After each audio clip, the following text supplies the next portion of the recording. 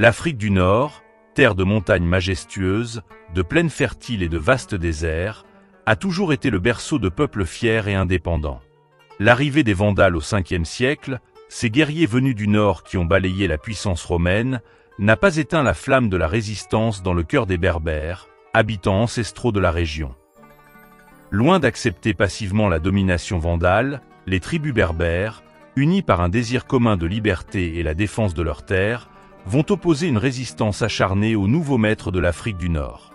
Leur révolte, multiforme et persistante, va ébranler les fondations du royaume vandale et marquer un chapitre important dans l'histoire de la résistance berbère face aux envahisseurs.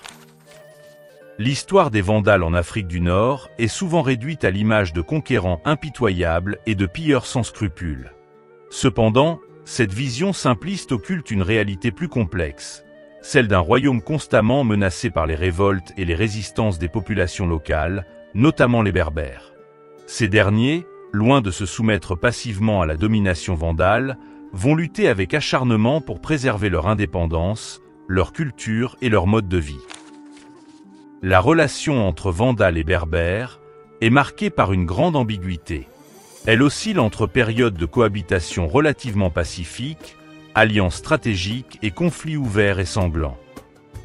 Genseric, le roi vandale qui a conquis l'Afrique du Nord en 429 après Jésus-Christ, comprend l'importance de s'assurer le soutien d'une partie des tribus berbères pour consolider son pouvoir et pacifier son royaume. Il n'hésite pas à conclure des alliances avec certains chefs berbères, leur offrant des terres, des privilèges et des postes dans l'armée vandale en échange de leur loyauté. Cependant, ces alliances sont souvent fragiles et opportunistes, dictées par des intérêts immédiats plutôt que par une véritable adhésion à la cause vandale. La majorité des tribus berbères, fiers de leur indépendance et de leur mode de vie traditionnel, refusent de se soumettre aux nouveaux maîtres de l'Afrique du Nord. Dès les premières années de la domination vandale, des révoltes berbères éclatent dans différentes régions de l'Afrique du Nord. Ces soulèvements, souvent spontanés et localisés, sont menés par des chefs tribaux charismatiques qui refusent de se soumettre à l'autorité vandale et qui appellent à la résistance. Les motifs de ces révoltes sont multiples: confiscation des terres par les Vandales, pression fiscale excessive, persécution religieuse contre les chrétiens orthodoxes, volonté de préserver l'indépendance et les traditions berbères. Ces premières révoltes, bien que souvent réprimées dans le sang par l'armée vandale, montrent que la domination vandale n'est pas acceptée par toutes les populations locales et que la résistance est déjà à l'œuvre. Après la mort de Genseric en 477 après Jésus-Christ, le royaume vandale connaît une période de déclin et d'instabilité. Ses successeurs, moins compétents et moins charismatiques que Genseric, peinent à maintenir l'ordre et à contrôler les vastes territoires conquis par leurs ancêtres. Cette fragilité du pouvoir vandale va profiter aux tribus berbères, qui vont intensifier leur résistance et profiter de l'affaiblissement de l'autorité vandale pour reprendre leur indépendance. Jean-Pierre Laporte, dans son article « Les Vandales, l'Afrique et les morts », publié en 2005 et dont le lien est dans la description de cette vidéo, souligne ce changement de dynamique dans les relations entre Vandales et Berbères. La situation changea quelque temps après la mort de Genseric en 477. On vit apparaître des chefs autochtones nommément désignés par les sources, menant des révoltes, se rendant indépendants, s'emparant de territoires et constituant des royaumes. L'Afrique du Nord voit ainsi l'émergence de royaumes berbères indépendants, notamment en Maurétanie césarienne et en Tripolitaine. Ces royaumes, souvent éphémères et instables, témoignent néanmoins de la capacité des Berbères à résister à la domination étrangère et à reprendre le contrôle de leur territoire. Les révoltes berbères ne se limitent pas à une région particulière de l'Afrique du Nord. Elles éclatent dans les montagnes de l'Atlas, dans les déserts du Sahara et même dans les plaines fertiles du Tel, où les Vandales ont installé leurs principaux centres de pouvoir. Le massif montagneux des Aurès, situé dans l'est de l'Algérie actuelle, est un foyer de résistance berbère important. Dès 484 après Jésus-Christ, Masti, le chef mort chrétien des Aurès, prend le titre d'impérator des Maures et des Romains, affirmant ainsi son indépendance vis-à-vis des Vandales et son autorité sur les populations locales. Le royaume des Aurès, bien que menacé par les expéditions punitives des Vandales, va subsister pendant plusieurs décennies, témoignant de la difficulté des Vandales à soumettre les tribus berbères des montagnes. La Byzacène, province riche et fertile située au centre de la Tunisie actuelle, est également le théâtre de révoltes berbères récurrentes. À partir de 529 après Jésus-Christ, deux chefs berbères, Antalas et Cousinas, mènent des soulèvements qui mettent à mal l'autorité vandale dans la région.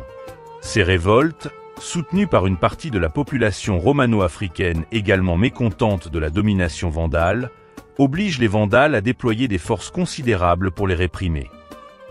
En Tripolitaine, région côtière de l'actuelle Libye occidentale, la situation est plus complexe.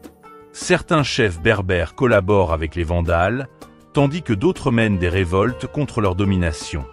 En 523 après Jésus-Christ, Cabaon, un chef berbère païen, inflige une sévère défaite aux Vandales, profitant des divisions religieuses entre chrétiens orthodoxes et ariens. Quelques années plus tard, en 533, la province se soulève à nouveau contre les Vandales, cette fois-ci sous la conduite d'un certain Pudentios. Ces révoltes en Tripolitaine contribuent à affaiblir le royaume vandale et facilitent sa conquête par les Byzantins en 533 à 534 après Jésus-Christ.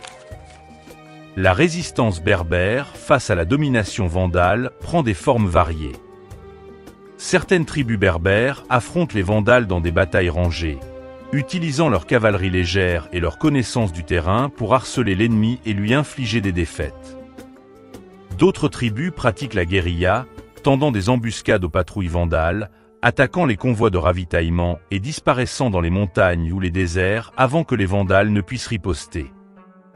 Les Berbères résistent également de manière passive, en refusant de payer les impôts, en se convertissant en masse au christianisme orthodoxe pour défier l'arianisme des Vandales, et en maintenant leurs propres coutumes et traditions. Les révoltes et les résistances berbères ont un impact considérable sur la stabilité du royaume vandale. Elles affaiblissent le pouvoir vandale, l'obligent à déployer des forces considérables pour maintenir l'ordre et perturbent l'économie du royaume en mettant à mal l'agriculture et le commerce.